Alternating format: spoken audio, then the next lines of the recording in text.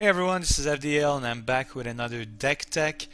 This time it features Lance, the original human rogue, but it's a bit of a different build from what you're used to seeing with Lance in the Colored Crystals and Dark Prophecies. He often revolved around Raven and Anklebreaker, and personally I've always found him a bit awkward to play because his main draw engine, Ill-Gotten Gains, wants kills, and Raven and Anklebreakers, they give disables. So I've always looked for a build that could get some kills with Riders of Elos and even Earthen Protector, but it didn't work as good as the Raven Anklebreakers build.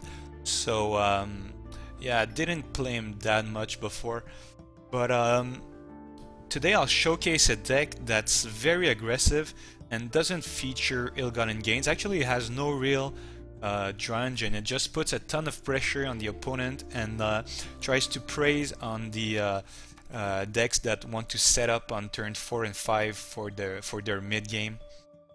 So very aggressive early game, and you can close a lot of games on turn 6 or 7.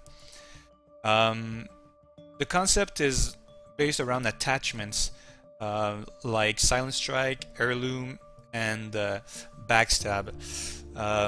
All these attachments draw. Backstab gives your ally +2 attack and ambush, and it cantrips. Silent Strike gives stealth, ambush, and it cantrips. And Heirloom obviously gives 1 attack and it draws 2 cards when it's destroyed. Attachment Lance has been around ever since Shattered Fates has been in beta. But recently I've tweaked it a bit. I've played it. Actually, I've played quite a lot. I've played 50 games maybe with this build. After I received a mail from Sisyphus, who asked if I would showcase his build on this channel. This isn't exactly his build. He had Coercion and Final Flourish combo in there, while mine is more aggressive. Also had a number of guildmates at ECC who were dabbling in the archetype, so I dived in, and this is what I have. So, like I said, Silent Strike, Backstab, and Heirloom are key parts of the deck, and they're held together by Zailen Crusader, a 2/4 for 3 that reduces the cost of the first attachment you play by 2. So basically it makes Silent Strikes and Backstab free. What you want to do is be aggressive with hopefully a 2-drop. So we have 3 champions and 2 Ironmongers. I don't want Nightshade because Nightshade will never have 2 attack, while if you're going second, champion will have 2 attack when your opponent plays a 3-drop, and well, Ironmonger is a Poen. So you can go turn 2 Ironmonger or champion, and then on turn 3 you can play Crusader with a Backstab and kill your opponent's 3-drop. So you draw a card and you get board control. Failing that, there's a number of I mean, your goal is to have board control on turn 4. So either with Crusader playing a free Backstab on a 2-drop. If you don't find a 2-drop, Night Owl is quite nice because he'll have stealth, so it'll be hard to kill for your opponent, and then you can play Zailen Crusader and Backstab, or Zailen Crusader and Heirloom to give him 4 or 5 attack and get a kill, or even a simple Aldon will work to get Night Owl to 4 attack. Our numbers of play here. Playing Zailen Crusader with Silent Strike on turn 3 is kind of nice. Makes Crusader very hard to kill for a number of deck. It draws you a card, and it sets you up for your best turn, which is if you're going second, you can hasten Irina. Irina is a new ally from Shattered Fates. She's a 2/5 for 4 but she attacks twice each turn. So if you play her with Backstab, she can actually deal 8 damage, and that's on 2 separate attacks, so you can get 2 kills or a kill and some damage on the hero.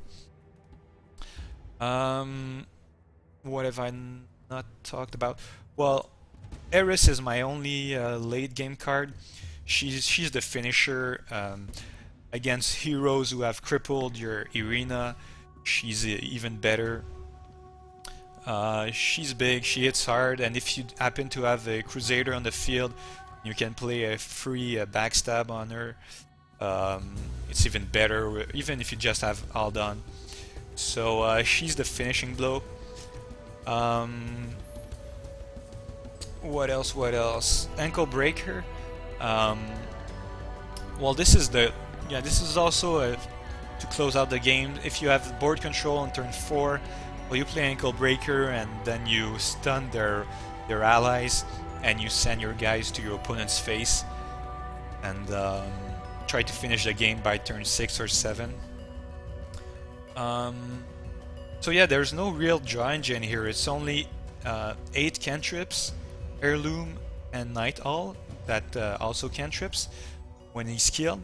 The advantage here is that you don't need to take time off to set up. No need to play, give up tempo to play Ill-Galling Gains or Blood Frenzy or what have you. You play a guy and then another guy and then another guy and then another guy.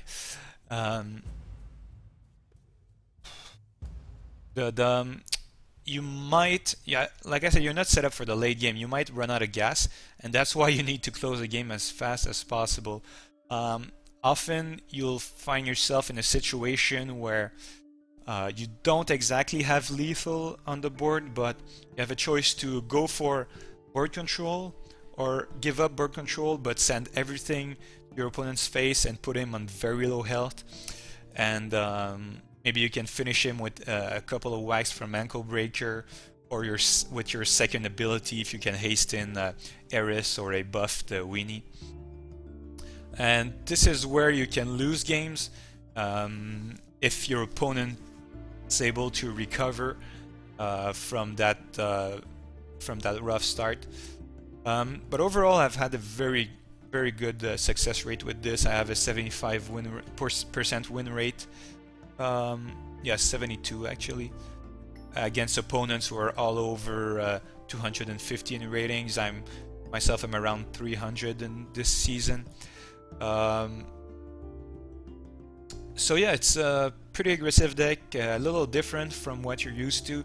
So I suggest you try it, and I'll showcase it in the game right now. So see you on the other side.